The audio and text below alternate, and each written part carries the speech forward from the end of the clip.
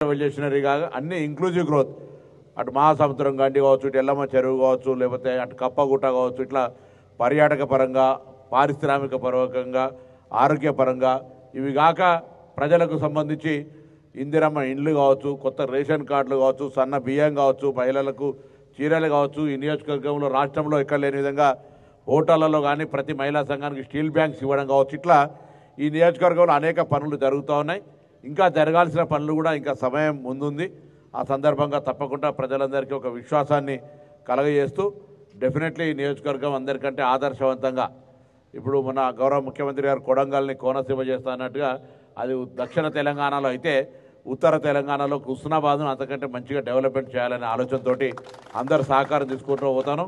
మిగతా రాజకీయ పార్టీలు కూడా అనవసర విమర్శలు చేయకుండా వారందరూ కూడా సహకరిస్తారు. నేను ఎవరిని కూడా విమర్శిస్తారని ఎవరు టీఆర్ఎస్, బీజేపీ, సిపిఐ ఎవరున్నా కూడా అందరూ కూడా కొత్త చిన్న చిన్న అంశాల పట్ల ఏమైనా ఉంటే కూడా నేను వాళ్ళతో కూడా సానుకూలంగా నియోజకవర్గ అభివృద్ధికి పాత శాసనసభ్యులందరి సలహాలు సూచనలు తీసుకొని కూడా మరి ముందుకు పోయే విధంగా వ్యవహారం చేస్తామనే మాట మనవి చేస్తూ 3వ తారీఖు నాడు ముఖ్యమంత్రి గారి సభకు హుస్నాబాద్ నియోజకవర్గం ఘన స్వాగతం చెప్పి ఈ ప్రాంత అభివృద్ధికి ఇంకా అనేకమైన కార్యక్రమాలను వారి నుంచి తీసుకునే విధంగా మన స్వాగతం ఉండాలని ప్రతి ఒక్కరిని ఈ సందర్భంగా విజ్ఞప్తి చేస్తా ఉన్నాను.